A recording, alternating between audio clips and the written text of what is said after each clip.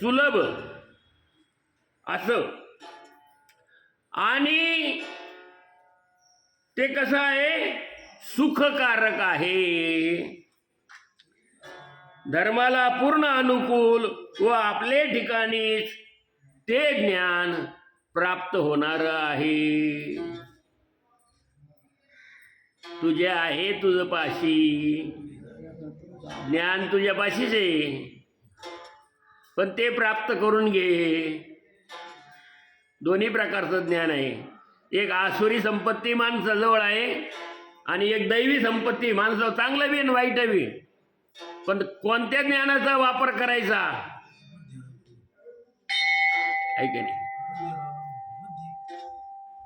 तो बुद्धीचा भाग आहे. म्हणून श्री गुरु सारखा असता पाठी राखा, इतरांचा लेखा कोण करे. मग तो इतरांचा लेखा कोण, तो सद्गुरू असेल ना, तर त्या ज्ञानाचा वापर कसा करायचा, कोणतं ज्ञान वापरायचं, चांगलं वापरायचं का वाईट वापरायचं, प्रेम द्यायचं का लोकाला दुःख द्यायचं का त्रास द्यायचा, ते ज्ञान आपण वापरायचं ना.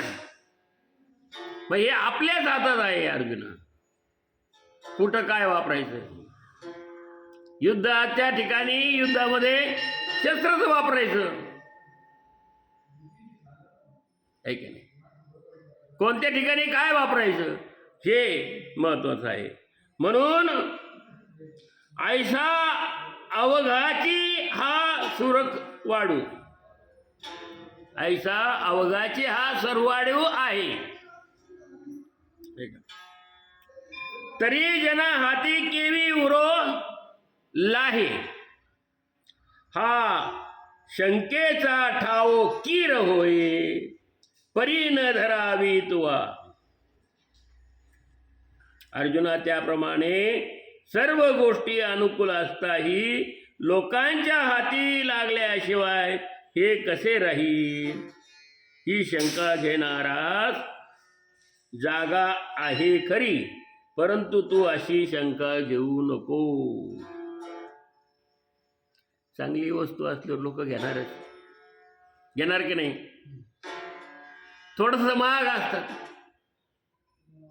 महाग असतं. सफरचंद डाळिंबाला 300 रुपयाचा भाव आहे किलोला, पण डाळिंब लोक घेतल्याशिवाय आता भाव आहे ना. अहो 300 का द्या आम्हाला, घेणारे आहेत ना. सफरचंद घेणारे आहेत ना, काजू बदाम खाणारे आहेतच नाही का, आहे का नाही. नाही नाही द्या, कारण की ते चांगलं आहे ना, चांगलं घेणारे आहेतच ना. तसं चांगलं ज्ञान घेणारे पण आहेत असं समजू नको. ते चांगलं आहे, मग ते कोण घे, चांगलं आहे मग लोक का घेत नाही, अशी शंका घेणाराला ते उत्तर आहे. ते घेतातच. चांगल्याला कोणी बाजूला सारत, हजारात एखादा माणूस तर घेईन का नाही, आहे का नाही. म्हणून ते ज्ञान पैगा बरवे, जरी मनी अति अनावे, या संताया बजावे, सर्व संतांना बजा. संतांच्या गुरुचं ज्ञान प्राप्त करून घ्या, आहे का नाही. म्हणून ही जी विद्या आहे, राजविद्या आहे, राजगुह्य आहे, पवित्र आहे, आणि तिचं जे काही फळ आहे ते प्रत्यक्ष अनुभवायला मिळतं. हो, सफरचंद घेतले, चांगले कापले आणि खाल्ले, किती गोड, किती चांगले, प्रत्यक्ष त्याचा अनुभव मिळतो. मग ते जे ज्ञान आहे, महाग आहे. हे ज्ञान महाग आहे म्हणजे काय, इथं दही देऊन बसावं लागतं तासभर, आहे की नाही. इथं यावं लागतं टायमिंगला, इथं बसूनच राहावं लागतं. हा, गुरु कधी सांगतील, कधी काय ज्ञान सांगतील, काय लक्ष द्यावं लागतं. हा त्रास आहे ना, हे महागच आहे ना. हे काय सोपं आहे का, आलं गेला. हां, असं नाही आहे, ते महाग आहे. ते काही कुठंही मिळणारं ज्ञान नाही आहे, ते त्या जागेवर मिळणार आहे. ज्ञान कुठेही किराणा दुकानात नाही मिळालंय, हे 50 रुपये घ्या, मला थोडंसं 50 रुपयाचं ज्ञान द्या. किराणा दुकानात मिळेल का? नाही. तिकडे त्या वस्तू महाग मिळतील पैसे दिल्यावर कोणत्याही, पण ज्ञान मिळणार. पण ते ज्ञान इथं आहे, मुक्त आहे गुरुच्या मुखातून, फुकट आहे. पण ते महाग कसं? ते महागच पडतं. इथं बसावं लागतं, लक्ष द्यावं लागत. लोक होते ज्ञान महाग आहे, ज्ञान महाग महाग आहे म्हणजे पैसे द्यावं लागत त्याला. त्याला पैसे नाही द्यावं लागत, ते मुक्तच आहे बाबा.